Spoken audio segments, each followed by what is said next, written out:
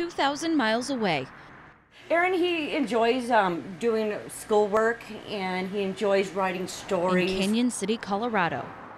Absolutely enjoys being able to go out places and meet people. This boy's smile is the bright spot in Mitzi Roden's busy world. I'm a full-time business owner, full-time teacher, and a full-time mother. Mom of 14-year-old Aaron Edwards, a boy trapped inside his own body.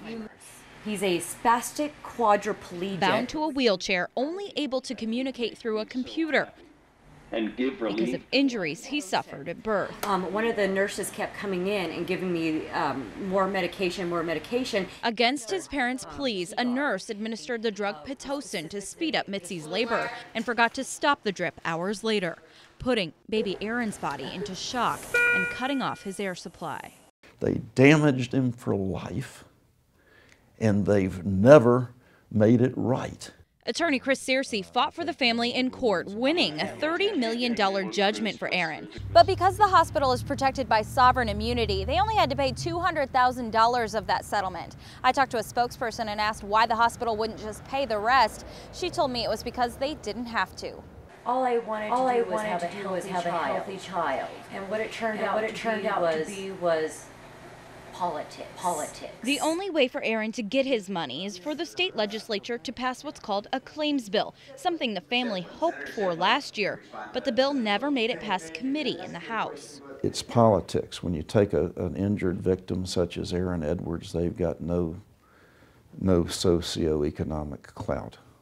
They can't go lobby any legislators. But that's not stopping Aaron. We are counting on you. With the help of his computer, I don't want to be halfway there forever. he continues to plead for help the only way he can.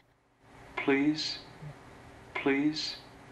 help me. So he and his mother can get the relief they so desperately need.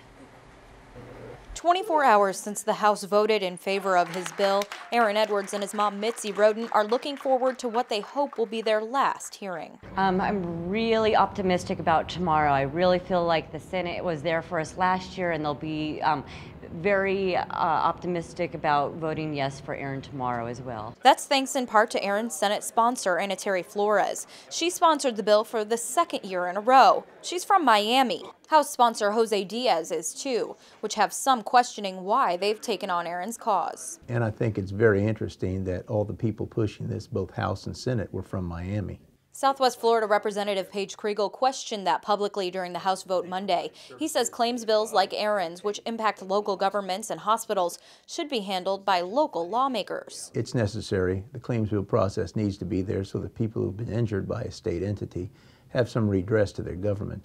But it does need to be tweaked, and I think the politicization of it has really gotten out of bounds this year. Similar questions have been raised about Aaron's attorney, Chris Searcy, out of West Palm Beach. He made more than $80,000 in political donations last year. $2,500 of that went to Senator Flores' group, Strong Leadership for Florida. When the bill was originally brought forth at $30 million, Searcy's firm stood to make $8 million, an amount amended to $100,000 in the current version of the bill. He does his job just like anybody and has to get paid for what he's doing, but he's gone beyond what most people would consider an attorney would do, and he's really cared about Aaron as a person. And though the bill has been amended to make sure Aaron and his family are the ones who keep the money, Lee Memorial officials continue to say passing the bill would be a major loss. Can we pay it? Well, if the law requires us to, I'm sure we'll find the money. Will it be cost-free? Will it be painless? No. I have learned that local Senator Garrett Richter plans to propose an amendment to the bill tomorrow to adjust the amount between $6 and $7 million to be put into an annuity for Aaron. Now, if the Senate makes any changes to the bill, it will have to go back to the House for another vote before it can be passed. We will continue to stay on top of it. Reporting in Tallahassee, Karla Ray, NBC2.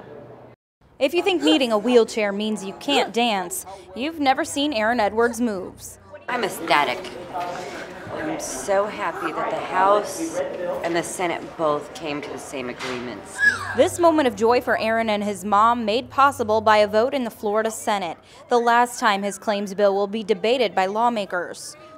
What will result actually will be a reduction in safety net services that they provide in our community. Some still argue the amount, $15 million, is too much. Others that a settlement by Lee Memorial is too little too late.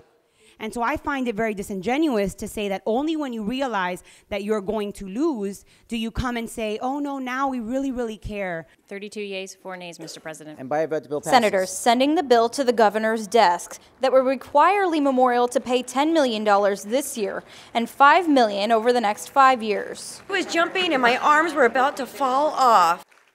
Lee Memorial, please take responsibility for what you have done to my son, so this does not happen to another child. Lee Memorial does not believe now, did not believe then, and will not believe tomorrow that its staff did anything wrong. Attorney for Lee Memorial, Max Stepanovich, says the bill will mean a reduction in health care services in Southwest Florida. Lee Memorial officials tell us there are no immediate details on what those changes will be. Didn't have the votes today. It's hard to have the votes when you have a child like Aaron in his mother's lap in the gallery. Aaron and his mom have plans for the money, including a special school where he can learn to communicate in real time. It's going to cost $650,000 for 1 year worth of schooling, but I think we'll be able to afford it now. No word on whether Governor Scott will sign Aaron's bill into law, but I do know that both his sponsors in the House and the Senate have requested to expedite that process, hoping to get this signed into law as soon as possible. If and when that happens, we will be sure to let you know. Reporting in Tallahassee, Karla Ray, NBC2.